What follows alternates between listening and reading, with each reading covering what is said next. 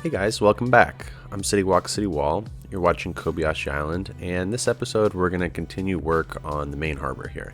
Like I said last episode, the goal of this area was to be able to deal with a lot of cargo ships coming in so that I would be able to solve some of my issues of importing goods to this island that has, obviously no outside road connections to the edge of the map. And it was sort of disappointing last episode to find out that building this big harbor wasn't really going to help matters all that much, at least in terms of, functionality of getting goods from the edge of the map to my commercial buildings in downtown. So this episode, the focus has switched to starting to beef up the industry on the island so that hopefully we can be much more self-sufficient here, producing the goods that the commercial and industrial buildings need rather than having to import them all. But before we get into all of that, I just wanted to say I've finally gotten my mod and asset collections together, and I'm happy to announce a save game as well as a mod and asset list for Kobayashi Island is now available on the workshop. It really took a long time to do this. A lot of blood, sweat, and tears went into it, and the project is still pretty unfinished as a whole. But for Kobayashi Island, which is part of the project, everything hopefully should be working great. If you try it out, let me know how it works, if there's any issues. But basically, the way it's set up is there's a collection that I'll link in the description of this video and all my future videos, called the Collection of Collections, which if you click it will show you like 20 or so different collections that I've put together. The first one that's on there is the Essential Mods and Assets collection, which has everything that I consider basically, obviously essential in order to play the game, like for instance poppable surfaces, a lot of mods, retaining walls, things that I'm just going to use no matter which map I'm playing on, which save game I'm playing in. It's a collection that I'm subscribed to at all times, no matter what. So first thing, if you want to play the game, in a similar way that I do, or if you want to open up the Kobayashi Island save game, you're going to need to subscribe to everything in that collection. So then the other big collection is the Kobayashi Island collection, which if you want to open up and play the save game, obviously you would need to subscribe all to that. That collection is much larger. I think it's like 400 or 500, 600 assets. And that's all the buildings, props, vehicles, the map themes, all the stuff you'll need to open up the save game. And then very important, in the description of that collection, there's some detailed instructions of how to set up the save game, as well as the exact graphics settings that I use. So if you're looking to open up the save game, you're going to need to follow those instructions exactly in order to make sure that the game opens up properly without any issues. One thing to be aware of, I'm uploading my local Rico settings to Google Drive and linking that in those instructions so that you can open up the game and all the buildings I have with the same functionality. Like if you don't have that, the buildings might disappear on you or complain about things because they're set to the wrong setting or something. So if you're trying to download this and set up the local Rico settings, just please make sure to make a copy of your own local Rico settings somewhere else on your computer so you can revert back to it if you need to. I don't want you overwriting your own settings with mine and then getting mad at me for having deleted yours. So please, make a copy of that. And then finally, all the other collections in that collection of collections, all other, 18 or so, whatever it is, are basically big buckets of assets that right now are, for the most part, just Kobayashi Island assets split up by category, but eventually that will include assets for all my future series as well. So, for example, I have a trees and bushes and grasses collection that has, the 10 or so trees and stuff that I use in Kobayashi Island, but then it also has some trees that I don't use in Kobayashi Island, so it's larger than what would go into just this save game. So you can go through and subscribe to, whatever you're looking for in those collections, but maybe don't subscribe all because those those they're big. The collections are very, very large, some of them, and they're only going to get larger as I move on from Kobayashi Island eventually. In terms of the save game, I've decided to release a version of the city from episode 8. I'll do later versions of the save game as time goes on, but I think this is a good starting point for anyone who's interested in building sort of their own version of the island, based off of a much earlier point in the series, sort of like a starter city. So I think the population's only like 10,000 or something at that point. It has the old town, Central Station, Imperial Island, and a bunch of road networks done. So I think I think it would be a good place to kind of, if you're looking to use this map and to have some of the elements of Kobayashi Island in your city, but to really make it your own. This is that's kind of the goal of releasing this at this point. So let me know, if you have any issues with the save game, or just how easy or hard it is to get it up and running, or if there's a particular version of the game, of the save game, that you are just dying to have released. I mean, eventually I'll do the most current version, and when the city's done, I'll release that as well. But in the meantime, I just wanted to get something released that was able to be played on. So hopefully you enjoy that. So what's going on here in the episode? You've been seeing me kind of just finish out this last little auxiliary part of the port. And basically, other than that, the two main things I was trying to build this episode were an ore port and an oil port in the harbor. The ore one I wanted to attach to a train yard, because I want the ore to be mined and produced up in the hills above the rural area, and then get shipped to this harbor via a cargo train, so that it can be refined here into glass and metal. So this ore area is an area where cargo trains can pull up and offload goods, and area to store ore, and a few buildings to refine it into glass and metal, and warehouses to store the glass and metal. So it also has like a decorative sort of non-functional ore ship that's parked here along the dock with like a conveyor belt that would, in theory, load up ore onto that ship, but it's not functional, so it's just there for decoration. One of the things that I did a lot this episode, which I feel like is sort of a bit of a cheat. I mean, I did it in order to make things function, but still look okay. What I did is I used the Move It Mod's copy in place function, which you can do if you hold the Alt button while you click the copy button in the Move It Mod. And I did that in order to make like 5 or 6 of a bunch of the same ore refineries directly on top of each other, to kind of maximize the output without having to see a bunch of the same building.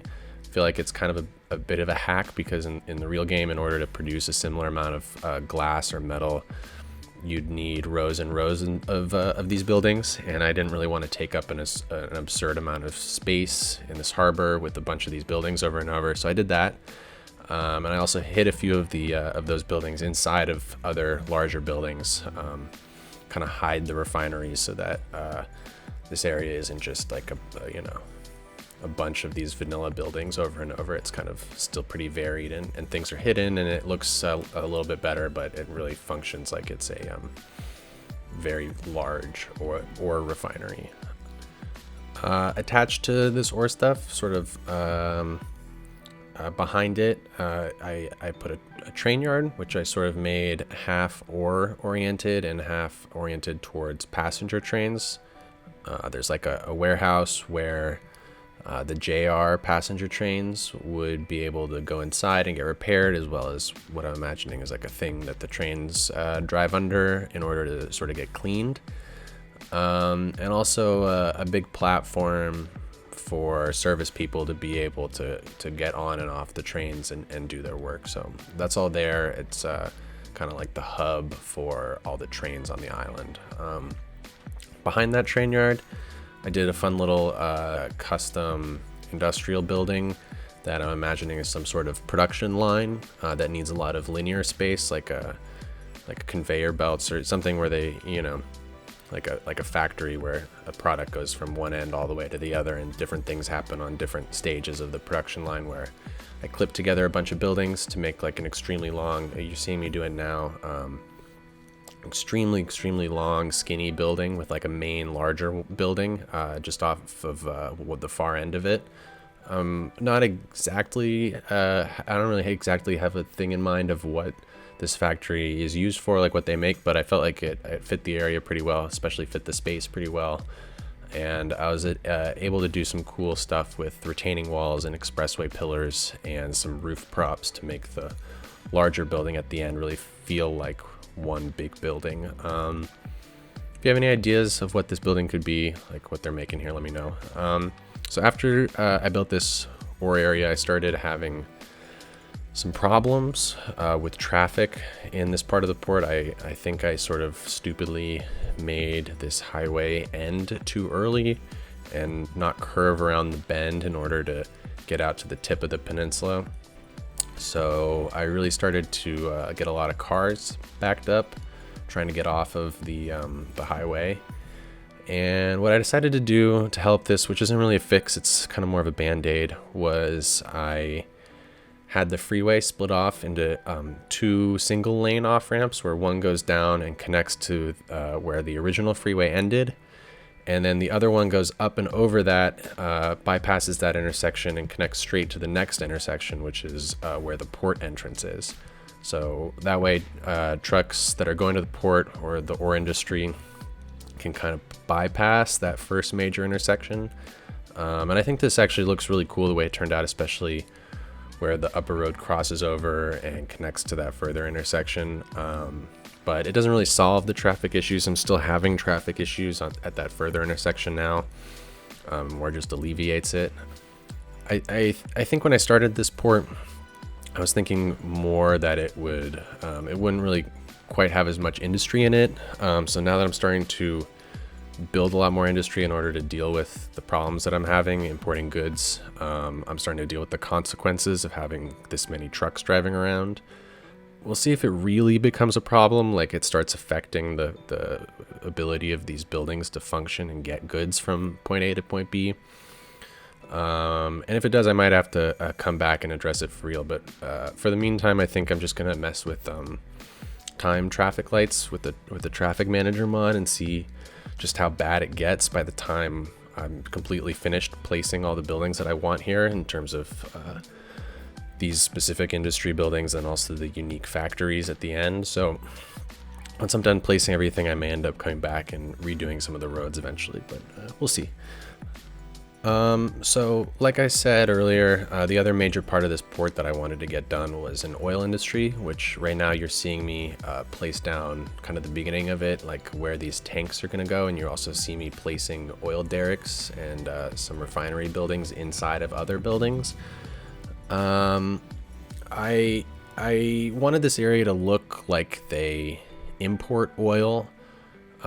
So I put like a big oil ship and a bunch of huge tanks around, but I also wanted it to actually be functional as a place that produces oil and turns that oil into petroleum and plastics. So I did this, the same thing that I did in the ore area, where I hid a bunch of, in this case, oil derricks inside of the giant tanks. And you saw me obviously put the other petroleum and plastics refineries inside of a few nearby warehouses, so that this is a pretty large functioning oil industry area, even though it looks like a place that all it does is import and store oil.